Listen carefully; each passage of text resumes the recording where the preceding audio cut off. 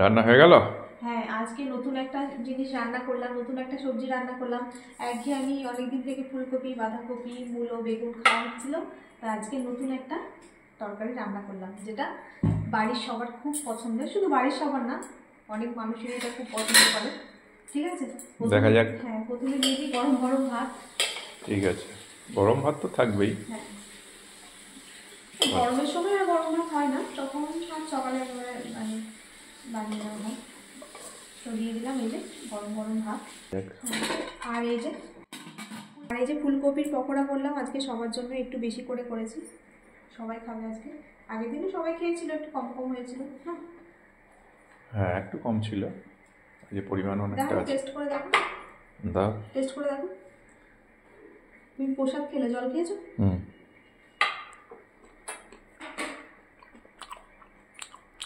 বাহ, ভালো আছে, দারুণ হয়েছে তো। আর আমি কমেন্টে একজন দিদিভাই লিখেছিলেন যে পকোড়াটা কীভাবে বানিয়েছি। তো চলুন রেসিপিটা একবার দেখে নিই। প্রথমে ফুলকপিগুলো এরকম ছোট ছোট টুকরো করে কেটে নিয়ে তারপর গরম জলে একটু লবণ দিয়ে ভালো করে ধুয়ে নিয়েছি। এরপর এর মধ্যে যে দেখুন ধনেপাতা কুচি আর কাঁচা লঙ্কা কুচি আগেই দিয়ে নিয়েছি। এরপর দিয়ে দিলাম পরিমাণ মতো লবণ, হলুদ গুঁড়ো, জিরে গুঁড়ো, কালো জিরে, আদা রসুন বাটা, আর মুচমুচে হওয়ার জন্য দিলাম একটু সুজি। আপনারা চাইলে চালের গুঁড়ো দিতে পারেন। আর দিচ্ছি বেসন, আর গরম মশলা গুঁড়োটা আগে দিতে ভুলে গেছিলাম, তা এখন দিলাম। এরপর অল্প অল্প করে জল দিয়ে মেখে নেব। খুব বেশি বেসন দিয়ে কিন্তু মাখিনি, দেখুন এরকমভাবে করে মেখে নিয়েছি। আপনারা চাইলে এখানে একটুখানি গোলমরিচও গুঁড়ো দিতে পারেন, তাহলে কিন্তু টেস্টটা খুব ভালো হবে। এরপর এই যে তেলের মধ্যে এভাবে করে লাল লাল করে ভেজে তুলে নিলেই তৈরি হয়ে গেছে ফুলকপির পকোড়া। খেতে কিন্তু বেশ ভালো লাগে। তো এই যে চলুন সব পকোড়াগুলো গরম গরম ভেজে নিই। দিয়ে দিই ফুলকপির পকোড়া, দিয়ে দাও।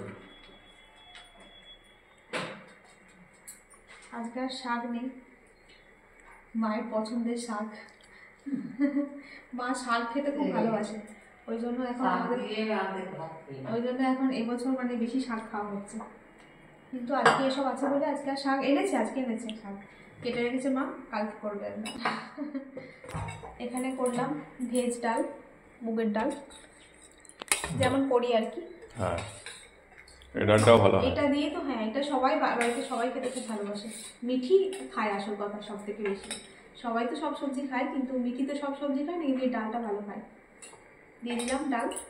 আরও এমনিতে ভাতে একটু ডালই খায়, কোনো সবজি তো তেমন একটা খায় না, কিন্তু যে কোনো একটু ডাল দিয়ে ভাতটা মেখে, যেটুকুই ভাত খায় অল্প একটু ভাত খায়, তো ডাল দিয়ে মেখে ভাতটা খায়। ঠিক আছে, দিয়ে দিয়েছি ভাত, ডাল। আর এই দেখো, ভাবলাম যে চাটনিটা হবে না, তাড়াহুড়ো টাইম হয়ে গেছিলো খাওয়ার টাইম। তো দেখলাম যে না, সবাই খেতে যখন ভালোবাসে তখন একটু তাড়াহুড়ো করে বানিয়ে দিই, তো দেখলাম ঠিক হয়ে গেছে যখন। আর এই যে দেখো, নতুন যে সবজিটা বলছি রান্না করেছি। কি বলো, কি রান্না করেছি? গাছ পাঠা। চিংড়ি মাছ দিয়ে এঁচোড়ের তরকারি,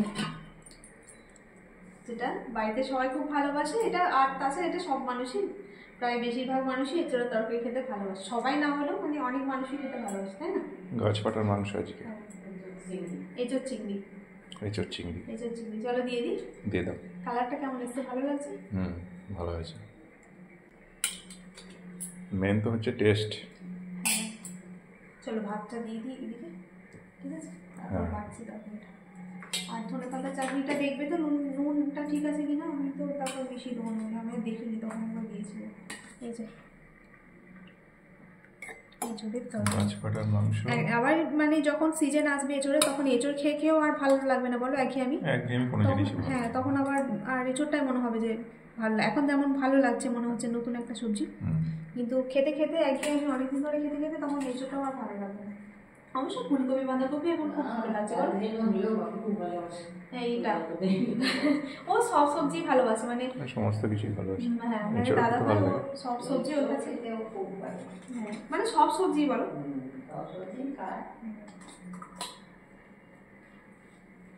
আর মিঠিটা সবজি খেতে ভালোবাসে, ওর মাছ মাংস ওসব না হলেও হবে, কিন্তু একটু সবজিটা খেতে বেশি ভালোবাসে। ঠিক আছে, তো চলো, এই হয়েছে রান্না বান্না আজকে, ব্যাস।